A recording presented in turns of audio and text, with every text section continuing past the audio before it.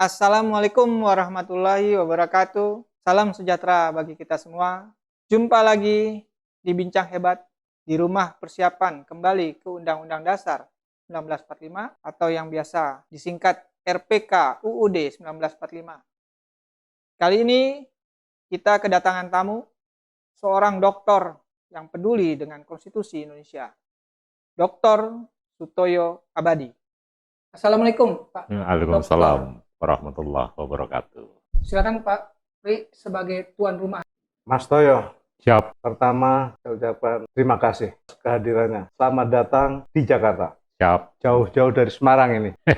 Siapa? Mas Toyo, ini adalah admin rumah persiapan kembali ke Undang-Undang Dasar 1945 untuk disempurnakan dengan saudara Nur Ridwan. Nur Ridwan, siap. Ya. D. Saya Amat Pak Nur. sangat paham dengan beliau, suka sekali karena kenal di WA Group, sehingga beliau ini adalah tokoh atau sosok yang peduli sekali dengan konstitusi bangsa Indonesia. Monggo, silakan mau tanya apa ke beliau? Iya Pak Dokter, ini menurut informasi dari Pak Prianto bahwa Bapak mengkoordinir banyak mahasiswa tentang kembali ke Undang-Undang Dasar 1945 sebelum diamandemen. Kira-kira bisa jelaskan apa alasan Bapak dan mahasiswa tersebut ingin kembali ke Undang-Undang Dasar 1945? Bukannya secara alasan ya. Jadi saya memberitahu Pak Prianto ini. Di Semarang ini ada beberapa fakultas ya, negeri. Undip, ada IKIP, ada UIN, ada Sugio Pranoto, ada Unisula, Universitas Muhammadiyah, belum yang swasta. Itu sudah berjalan kira-kira 6 tahun yang lalu, Pak. Jadi ini memang anak-anak ini datang setiap saat di rumah saya di lantai 3 bebas. Mereka hanya persyaratannya hanya silakan mereka datang. 1 semester bebas. Tapi mutlak harus memiliki kemampuan referensi dalam konteks untuk belajar. Semuanya bebas mereka, sehingga mereka mulai dari berbagai masalah itu dibahas oleh mereka, dan saya hanya mendengar. Benar-benar saya menghargai mereka sebagai anak muda yang memiliki kompetensi untuk belajar dari antar disiplin, karena ini anak-anak ini antar disiplin ilmu, macam-macam gitu, tapi mereka menyukai ini. Dan saya sendiri, kehidupan saya kan dari alam yang sama dengan mereka, sehingga saya akan bisa memahami mereka. Itu berjalan sudah hampir 6 tahun lebih. Kondisi seperti inilah, maka saya memberitahu Pak Pri, ini ada anak-anak kita, jangan sepelekan anak-anak saya ini. Dalam artian untuk terus mengembangkan ini, dan saya kira mereka murni non politik, sama sekali tidak berafiliasi. Murni mereka mengatakan Indonesia sekarang dalam kondisi yang sangat merepotkan, dan harus bertanya tadi mengapa mereka mengatakan apapun caranya harus kembali, harus kembali. Saya kira mereka itu juga menengarai keadaan seperti ini. MPR tidak berfungsi lagi.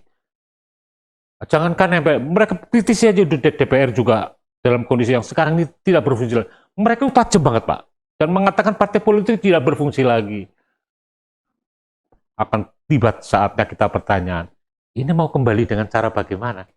Maka saya tidak mengira gitu loh. Ada seorang mantan TNI namanya Pak Prianto. Itu udah cukup lama dengan saya nyentuh, dan saya sampaikan sama dia, ini ada ide dari Pak Prianto, contoh identitas saya sebutkan gitu, bahwa ini harus dilakukan dengan cara dengan cara kembali undang-undang secara terpadu, bla bla bla, sampaikan mereka respon, Pak. Mana literaturnya, ikuti saja. Semua yang apa dibicarakan dia juga ketik, beliau nulis sedikit seperti tema kemarin gitu ya. Ada 8, saya sampaikan kok. Dan mereka mengerti itu. Dan mereka ada respon gitu loh. Tapi respon ini tentu ya mau kita sikapi bersama-sama ya. Karena mereka juga bukan anak-anak yang bodoh untuk tiba-tiba bincang kembali. Terlalu banyak. Mereka jenuh, Pak, mendengar orang yang kembali. Tapi kembali dengan cara apa? Tentu mereka akan mencari jalannya sendiri kalau nggak diberitahu jalannya yang benar gitu. Bagaimana tanggapannya Pak Prianto? Terima kasih Pak Nur dan pemirsa. Dr. Sutoyo Abadi ini tadi udah cerita ya, teman-temannya, saya sebenarnya teman-temannya partisipasi terhadap konstitusi itu disebut adalah tim kajian politik Merah putih. merah putih. Tadi belum disampaikan. Jadi kalau ada artikel dan sebagainya di medsos kajian politik merah putih, beliau ini koordinatornya, Dr. Sutoyo Abadi. Ya.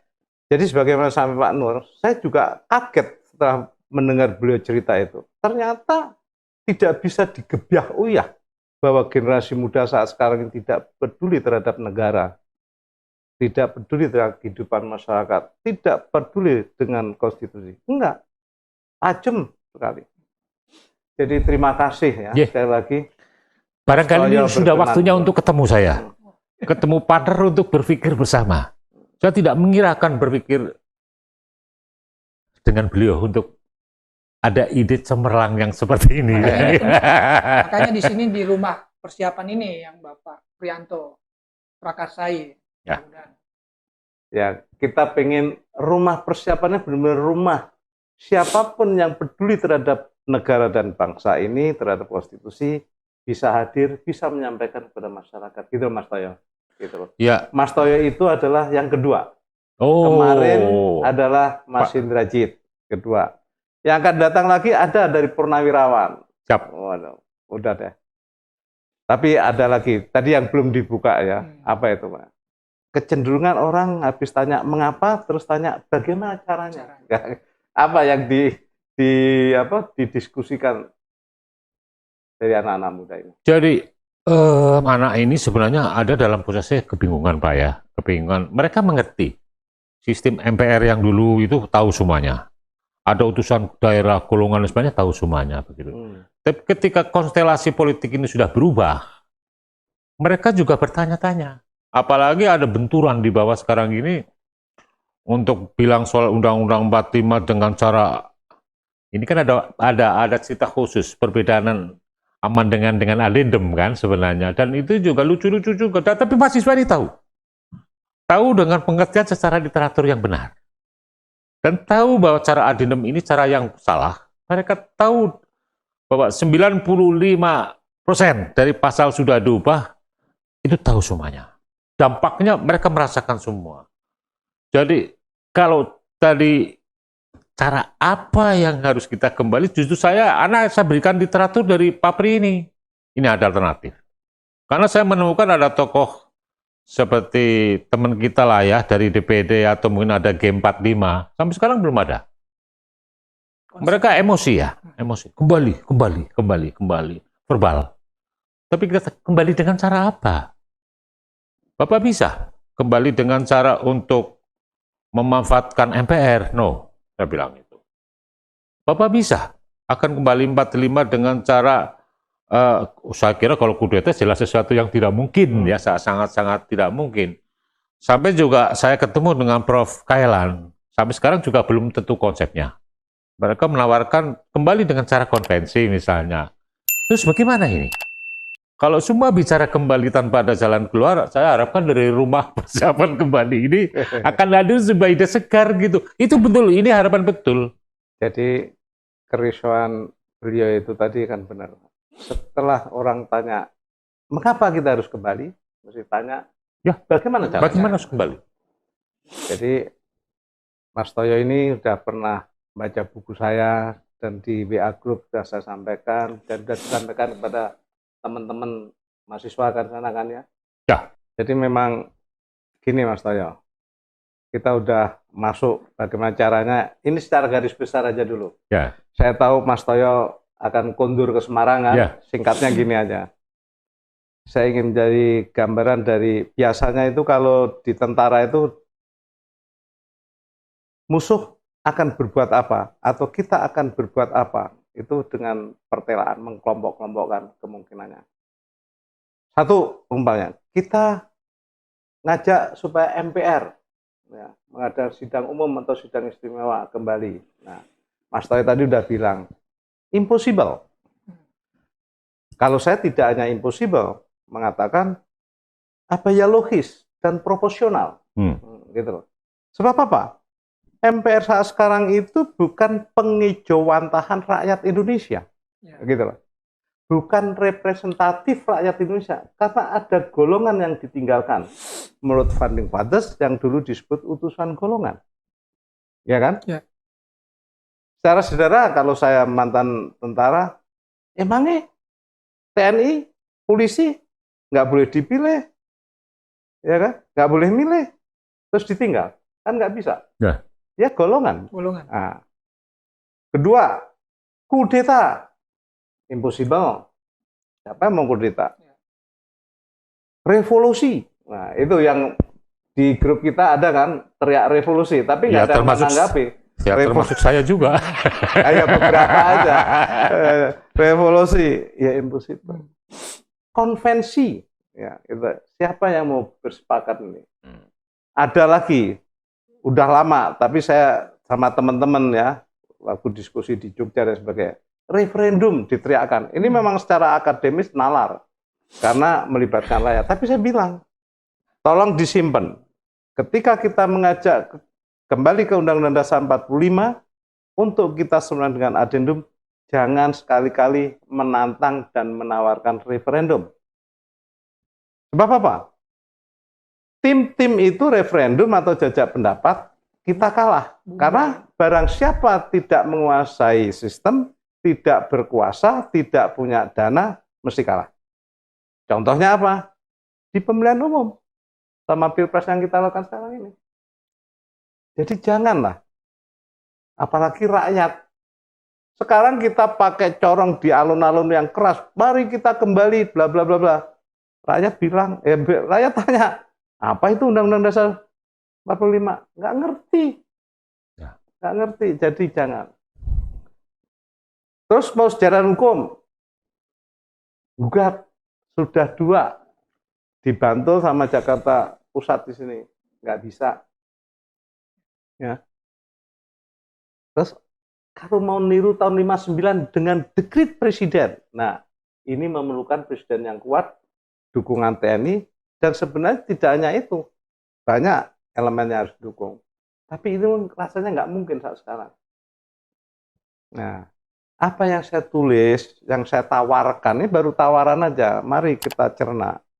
Yaitu dengan yang saya sebut langkahnya adalah melalui dekret presiden yang terkoordinasikan. Jadi dekret presiden itu memakai kewenangan presiden selaku kepala negara. Ketika melihat rusaknya kehidupan berbangsa dan bernegara ini, ya kan, Bapak harus menggunakan kewenangan melakukan dekret.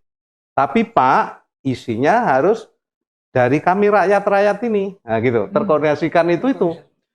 Pimpinan suprastruktur politik, pimpinan infrastruktur politik, itu paham dan sependapat untuk kita kembali. Daripada Indonesia bubar. Bubar, pecah.